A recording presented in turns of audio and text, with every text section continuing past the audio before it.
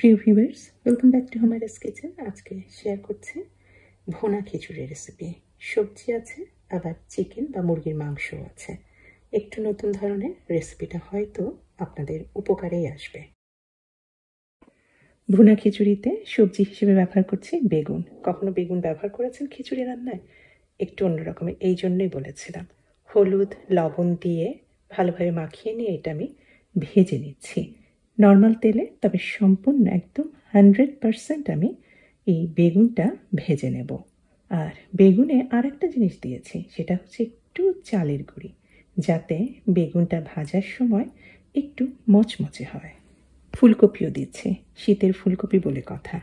আমি বেগুন আর ফুলকপি সামান্য কিছুটা তেলে ভালোভাবে ভেজে নিচ্ছি। মুগ ডালের খিচুড়ি রান্না করছি। মুগ ডাল আমি ব্যবহার করছি 1 কাপের মতো। এই উপকরণগুলির পরিমাপ আমি ডেসক্রিপশন বক্সে দিয়ে দিয়েছি, আপনারা ইচ্ছা হলে দেখে নিতে পারেন। মুগ ডাল অবশ্যই ভেজে ভুনা খিচুড়িতে ব্যবহার করতে হবে, এটা আমরা সবাই জানি। না ভাজলে কিন্তু একটা কাঁচা ভাব থেকে যায় ডালের মধ্যে।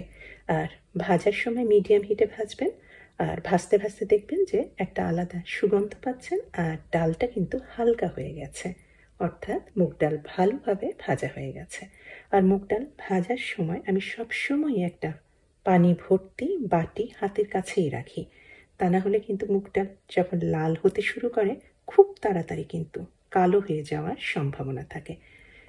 পানিতে সঙ্গে সঙ্গে মুগ ডাল দিয়ে দিতে হয়, তা না হলে এই প্যানের মধ্যে যদি রাখেন গরম প্যানে, তাহলে মুগ ডাল একদম পুড়ে কালো হয়ে যাবে। ভেজে নেওয়া মুগ ডাল আমি একটু লবণ দিয়ে সেদ্ধ করে নেব। আমি পানি একটু কমই দিয়েছি, যাতে সম্পূর্ণ পানিটাই একদম চুষে নেয়। সেদ্ধ হয়ে যাওয়া মুগ ডালটা তৈরি থাকলে এখন আমি রান্নাটা শুরু করছি। নর্মাল তেল দিয়েছি, তবে অবশ্যই আপনারা সর্ষের তেল বা ঘি ব্যবহার করতে পারেন। বেশ পরিমাণে দিয়েছি পেঁয়াজের স্লাইস। লবণটা আমি পেঁয়াজ ভাজতে ভাজতে প্রথমেই দিয়েছি, এতে পেঁয়াজটা সহজেই কিন্তু গলে যাবে। সামান্য কিছু আমার ছিল ফ্রেশ আদার পেস্ট, সেটুকু দিয়েছি, তবে আদার পেস্ট আরও একটু বেশি লাগবে।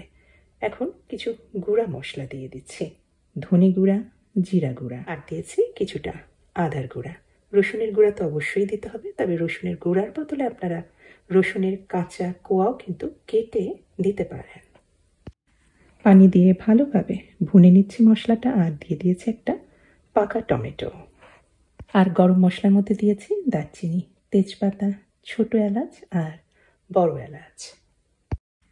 আপনারা এই ধরনের গোটা মশলার বদলে কাবাব মশলাও দিতে পারেন, আবার গুঁড়া গরম মশলাও কিন্তু দিতে পারেন। হলুদ গুঁড়াটা দিয়ে দিলাম, আর মাংসগুলি দিয়ে দিয়েছি। এটা ব্রেস্টের মাংস, ছোট ছোট টুকরা করা আছে, তবে হাড্ডি সহ মাংস একটু ছোট করে কেটে দিতে পারেন। মাংস থেকে পানিটা ছাড়তে শুরু করেছে, মাংসটা ভুনতে থাকি, আর এই ফাঁকে আমি চালটা ধুয়ে নিচ্ছি। আমি চাল নিয়েছি এখানে 1 কাপের মতো। ভালোভাবে ধুয়ে নিয়ে কিন্তু ভিজিয়ে রাখার খুব একটা দরকার নেই, এটা সঙ্গে সঙ্গেই আমি রান্না করব। মাংস একদমই ভুনা ভুনা হয়ে গিয়েছে, এখন ধুয়ে রাখা চালটা দিয়ে দিলাম। কিছুক্ষণের জন্য একটু ভুনে নিচ্ছি চালটা, আর তারপরে দিয়ে দিলাম গরম পানি। আমি চাল 2 কাপ নিয়েছি, সেই কাপেরই আমি দিয়েছি প্রথমে 2.5 কাপ পরিমাণ পানি। কিছুটা আলু দিয়েছি, আলুটা সেদ্ধ হওয়ার জন্য কিছুটা পানির প্রয়োজন হবে। পানিটা টেনে এসেছে, এখন সেদ্ধ হয়ে রাখা মুগ ডালটা দিয়ে দিচ্ছি। ভেজে রাখা ফুলকপিটাও দিয়ে দিলাম। এখন কিন্তু আমি জাস্ট দমে রান্না করব, তবে তার আগে কিছু ছড়িয়ে দিয়েছি ফ্রেশ কাঁচামরিচ। আর ভুনা খিচুড়িতে সর্ষের তেলটা কিন্তু খুবই ভালো যায়। দিয়ে দিয়েছি কিছুটা কাঁচা সর্ষের তেল। একটু যদি মনে হয় চালটা শক্ত আছে, অনেক সময় পুরানো চাল হলে কিন্তু চালের ডাবল পরিমাণ পানির চেয়েও বেশি পানি লাগে। আমি কিছুটা পানি ছড়িয়ে দিয়েছি, এখন ঢেকে দমে রাখবো 15 থেকে 20 মিনিটের মতো। খিচুড়িতে দিয়েছি কিছুটা, এটা প্রুন, শুকনা প্রুন, আমি বাইরে থাকি, এটা সহজেই পাই, আপনারা আলু বোখারা ইচ্ছা করলে দিতে পারেন। এখন ভেজে রাখা বেগুনটা দিয়ে দিচ্ছি।